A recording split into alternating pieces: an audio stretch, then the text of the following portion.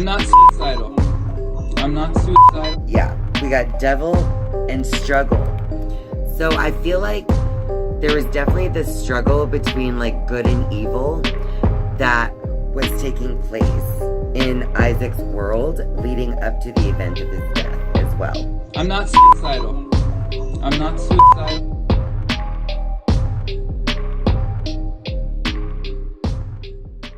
Hi you guys, welcome back to my channel, Meaningful Motivations with Tracy Erickson. And of course, if you're new to this channel, welcome. My name is Tracy Erickson, and this is Isaac Kappy Part 2. I'm not real sure where this video is going to take us because I just want to put everything in one place. All of these different impressions that I've been receiving, and they've been seeming to be coming from Isaac Kappy, the energy of Isaac Kappy. So I just kind of want to go over what we know so far and what else has been kind of revealed over time since I did the channel tarot reading for Isaac Kappy all the way back in August of 2023. In that channel tarot reading, Isaac Kappy gave me the Alive card with Fired. And with those two cards right next to each other to be read together, I wasn't really sure exactly what he meant at the time that I was doing the reading. Okay, so then we got the Alive card and Fired. So, I don't know if he was fired from something while he was still alive. I don't know. If you know, put it in the comments down below, because I don't know everything about what happened. All right, now fast forward to November of 2024. I happened to be up late at night, so it was the middle of the night, and I was alone in my house. And for some reason, I became compelled to re-watch that channeled reading for Isaac Kappy. And so I did, in the middle of the night. And while I was watching the reading back, and that part came up with the Alive and the Fired card, I had this vivid vision of Isaac Kappy, and I heard him yell at me, I was fired from being alive. After Isaac Kappy came through so strongly, I decided to pause the video, grab a piece of paper, and I was just compelled to start writing. I still have that paper here. And as you can see, this was on November 17th at 2:26 a.m. And I wrote about how Isaac Kappy said, I was fired from being alive. And I was compelled to continue writing. I believe that Isaac Kappy was really coming through with some information. So I wrote, when Hollywood people sell their soul and then change their minds, they are fired. Unlike a normal job, if you sell your soul and get fired, you are also fired from being alive. The relationships are meant to keep you bound to the contract. Some of you might remember that last November, I even put a community post up here on YouTube about this little letter that I wrote. So fast forward to this week. On June 11th, I came across a video about Vanilla Ice. And I told you guys about this on the community page as well here on YouTube. So there was this video that I came across on a channel called Unseen Horrors. And the video was about how basically Vanilla Ice would not sell his soul. He said no. And basically the story was coming from someone who worked very closely and who was a friend with Vanilla Ice, or Rob Van Winkle. So back then, when Rob burst into fame and popularity, all of a sudden, he was kind of like approached in very mysterious and strange ways. And he was being almost like spiritually attacked after being approached and then saying no. So I found that kind of interesting. But the part that I really want to focus in on in that video is this one particular part, which was the second time that Rob, or Vanilla Ice, had to say no to this dark energy that was trying to overtake him. The second time it happened, we were in New York. Rob had just wrapped a late-night taping, and we were crashing at a penthouse suite in Midtown, the kind with ceilings that disappear into darkness and floor-to-ceiling windows that never open. That's when she showed up. Not a knock, not a call, just appeared. Madonna. She walked in like she owned the place. And honestly, she probably did. She was dressed in white silk, something that looked like it wasn't made in this decade. She didn't look at me, only Rob. "You're not busy, are you?" she said, voice like smoke. He laughed at first, tried to keep it light, but she wasn't joking. She talked to him low, private, too quiet for me to hear. I stayed back, but something about the way she leaned in.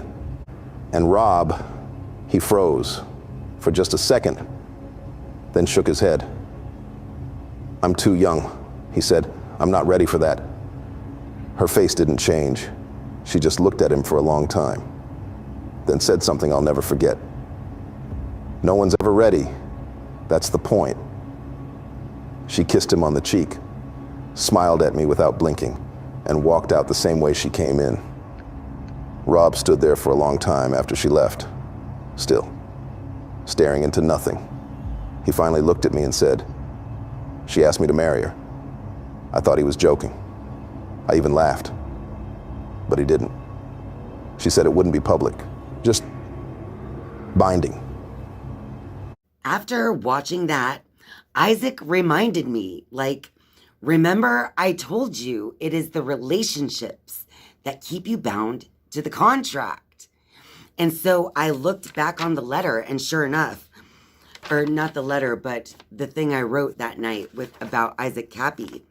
And the very last sentence says, the relationships are meant to keep you bound to the contract.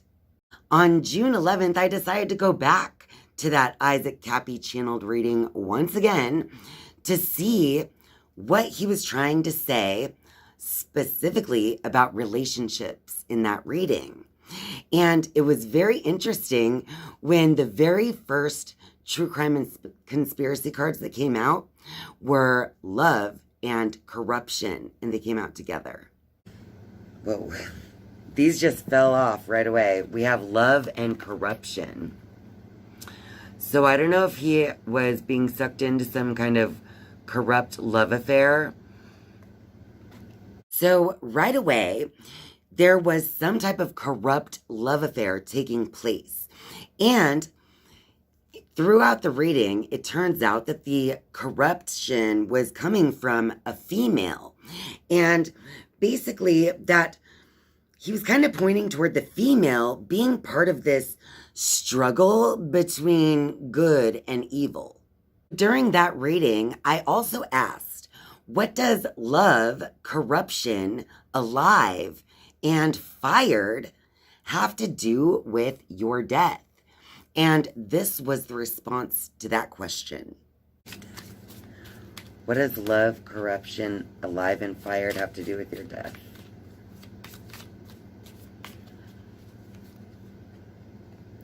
Surveillance.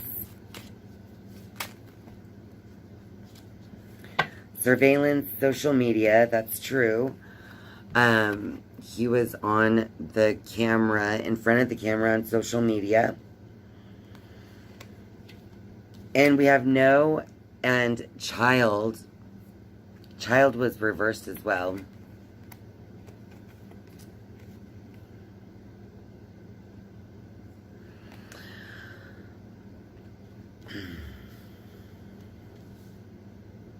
What do you mean about this no and child? Let's find that out. Isaac, what do you mean about no and child?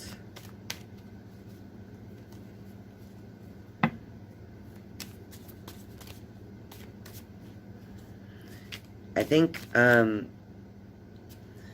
okay, he just told me. So when he was alive, he was fired and probably broken up with in a love connection as well. Fired, had this corrupt relationship leave him as well. Like, people were probably trying to suck him in, I believe. So what he was talking about on social media, what he recorded himself talking about on social media was a lot to do with crimes that involved children. So I think what he's saying here is that no, he did not want anything to do with that when it was like presented to him, if you know what I mean. Being an actor and musician. People were trying to suck him in, but suck him into what? Isaac did not like what was being presented to him by these people, this secret society. He did not want any part of what was being presented to him. Remember, it was in that clip that I shared in that first channel tarot reading as well. I'm not suicidal. Now let's see what he had to say about Seth Green. At the end of the night, it was me, Seth, and his brother-in-law. And Seth turned to me and opened up this secret bookshelf, and he's like, "This is where we keep the children." And I was like, I tried to just put it out of my mind. But then about a month later, Seth, Claire, and I were having a dinner at their house, and Seth said, we need to have a talk about chicken. And I was like, oh God. Yeah, we got devil and struggle. So I feel like there was definitely this struggle between like good and evil that was taking place in Isaac's world leading up to the event of his death as well. Definitely a struggle with that in some way. I think that Isaac Kappy made the choice to be one with God and to be on the side of good rather than evil. And I believe it was a struggle for a time only because fame, fortune, and all of his wildest dreams were on the side of the other end of the decision. So it could have been a struggle for a moment in time. But he made his choice and he said no.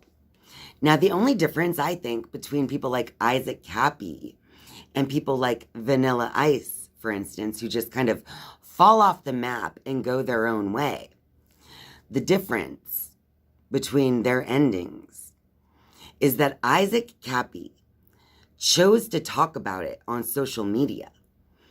Isaac Kappy chose to expose what they did to him, what choice they laid before him.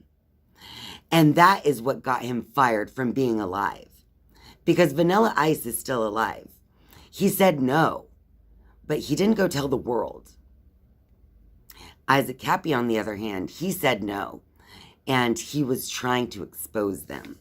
So Isaac Kappy ended up going off the side of a bridge in Arizona. I'm not suicidal. I'm not suicidal.